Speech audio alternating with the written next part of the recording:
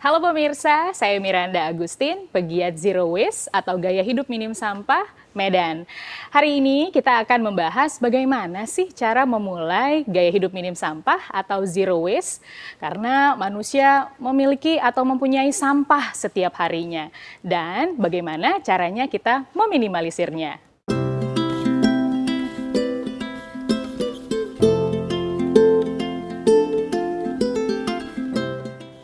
Zero waste sendiri atau gaya hidup minim sampah itu sebenarnya adalah gaya hidup positif yang dimana orang-orang meminimalisir penggunaan barang-barang yang tidak ramah lingkungan dan mengurangi barang-barang sekali pakai.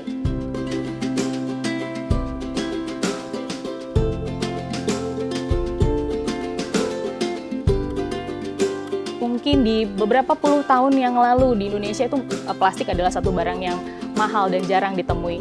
Jadi ketika kondisi yang sekarang ada, sebenarnya mungkin banyak masyarakat merasa terbantukan dan kita merasa terbantukan. Tapi ternyata itu menjadi hal yang menakutkan buat kita dan mengerikan untuk lingkungan, bahwa ternyata hal yang menjadi dianggap praktis dan kemudian membantu kita malah berdampak pada lingkungan. Jadi salah satu kenapa dianggap berbahaya karena ternyata plastik itu sendiri walaupun dari bahan sumber daya alam, tapi cara pemakaiannya dia tidak dapat terurai oleh tanah. Jadi butuh ratusan jutaan tahun untuk sebuah plastik yang diciptakan itu untuk terurai di tanah. Dan fakta lainnya, kondisinya bukan terurai di tanah dan menjadi tanah, tapi dia menjadi serpihan plastik atau mikroplastik.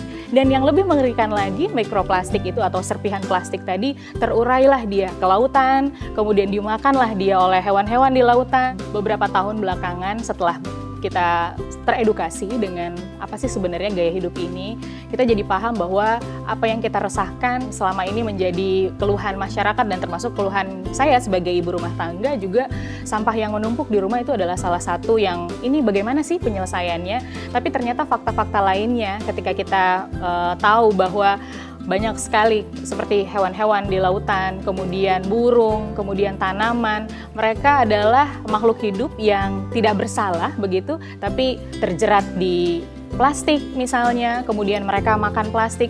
Jadi ini kayaknya sudah nggak benar nih, kita kayaknya sudah terlalu zolim kepada makhluk hidup lainnya. Karena selama ini ternyata tidak sadar, menyampah, membuang sampah pada tempatnya itu ternyata belum cukup begitu. Ternyata sampah kita masih ada sampai dengan hari ini. Dan satu lagi mungkin faktor anak-anak yang mereka juga masih harus bisa menikmati sumber daya yang ada sekarang ini. Apapun yang ada di bumi mereka masih layak gitu. Kenapa sih kita harus seperti itu? Ya balik lagi, ini adalah tanggung jawab. Mungkin kita tahu kita diciptakan sama Tuhan di dunia itu adalah untuk beribadah. Salah satunya adalah bagaimana kita melakukan kegiatan, kemudian hidup di bumi, di dunia, itu untuk bersama-sama menjaga kebaikan, kelestarian, dan salah satunya adalah bertanggung jawab dengan apa yang kita hasilkan.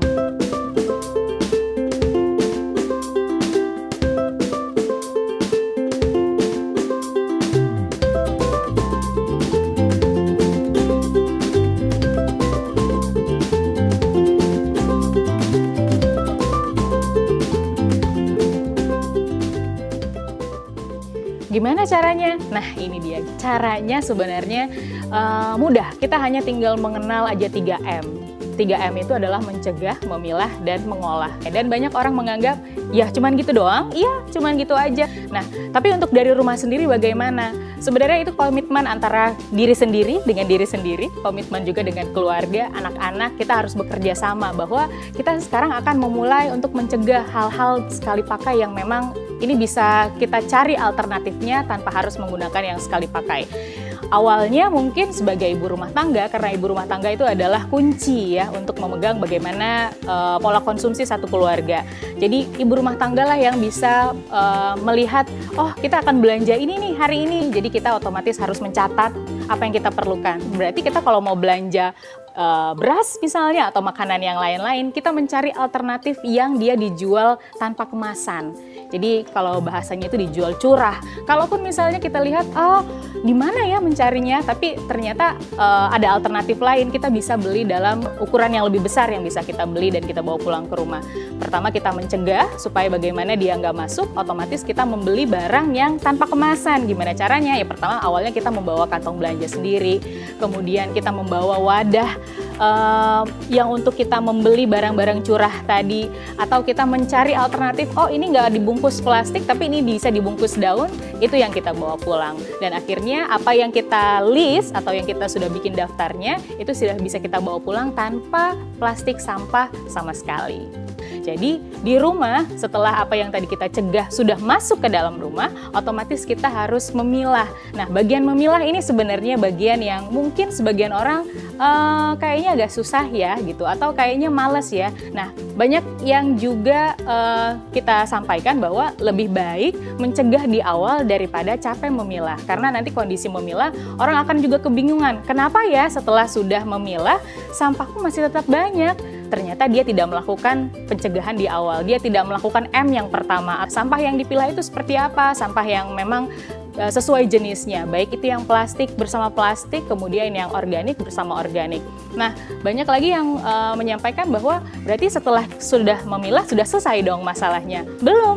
Nah, berarti kita akan masuk ke M selanjutnya. M selanjutnya itu adalah kita mengolah. Apakah kita sendiri yang mengolah? Iya, kita sendiri yang mengolah di rumah. Nah, untuk skala rumah tangga, kita bisa mengolah sisa organik kita atau sampah dapur kita itu dengan cara mengkompos. Kita membuat kompos sendiri di rumah dan banyak sekali macam ragam jenis komposter yang bisa dipilih sesuai dengan masing-masing rumah. Nah, untuk sampah keringnya tadi atau sampah plastiknya itu bisa kita salurkan ke bank sampah atau ke tempat orang-orang yang memang menerima sampah plastik tersebut. Jadi dia tidak lagi masuk ke dalam tempat pembuangan akhir.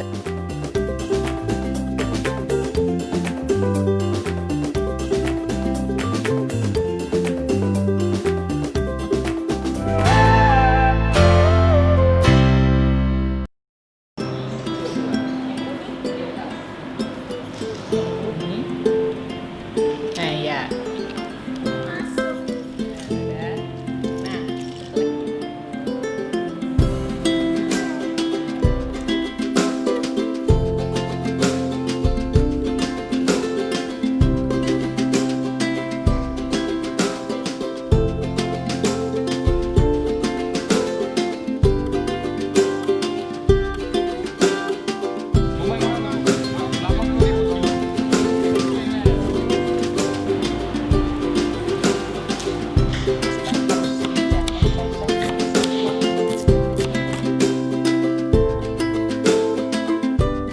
Setelah kita berbelanja, sisa sayuran atau sampah organiknya tidak dibuang, tapi akan kita komposkan.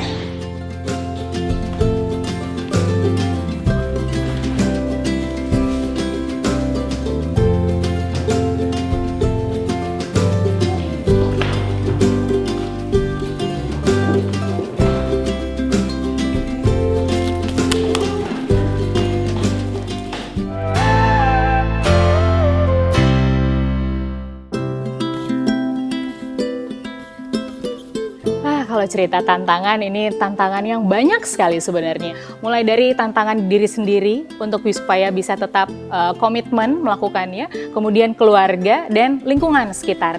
Nah, jadi sebenarnya tantangan-tantangan yang terjadi itu anggaplah sebagai hal-hal yang menjadi pemicu untuk kita terus melakukan gaya hidup minim sampah, untuk berusaha untuk meminimalisir sampah yang kita hasilkan. Ketika misalnya tidak ada bank sampah terdekat gitu, dia harus seperti apa? Dia bisa melakukan eco-brick, jadi membuat sampah-sampah plastiknya itu digunting kecil-kecil, dimasukkan ke dalam botol-botol plastik dan akhirnya itu bisa dipergunakan kembali. Nah, tantangan-tantangan selanjutnya mungkin buat kita kadang sering lupa, kemudian banyak lingkungan yang masih selalu menawarkan begitu.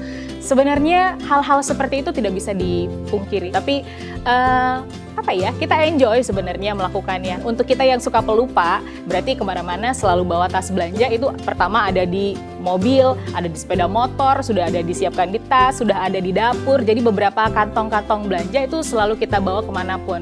Dan alternatif-alternatif antisipasi ketika misalnya kita akan pergi keluar, otomatis kita sudah harus bawa kantong belanja sendiri, tumbler botol minum untuk menghindari kemasan minuman sekali minum. Kemudian ketika pengen jajan, kita udah bawa sedia wadah-wadah makanan untuk kita bisa bawa sendiri dan tidak ada kemasan sama sekali. Jadi kita bisa pakai itu berulang kali. Karena ketika kita paham prinsipnya, biasanya tantangan itu jadi lebih mudah.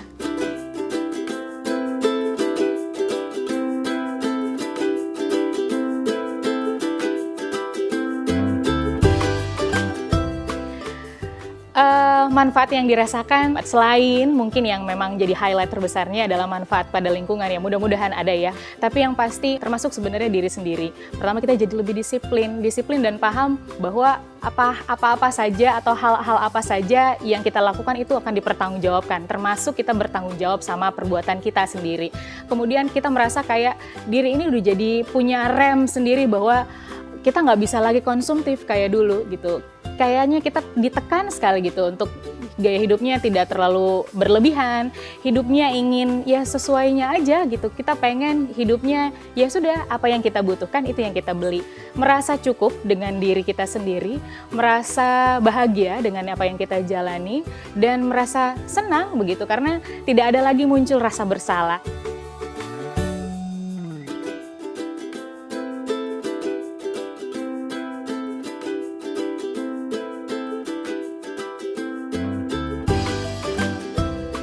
Nah, pemirsa, itu dia tadi hal-hal yang bisa kita lakukan bagaimana memulai gaya hidup minim sampah atau zero waste dari rumah. Semoga bermanfaat dan dapat diterapkan. Sampai jumpa!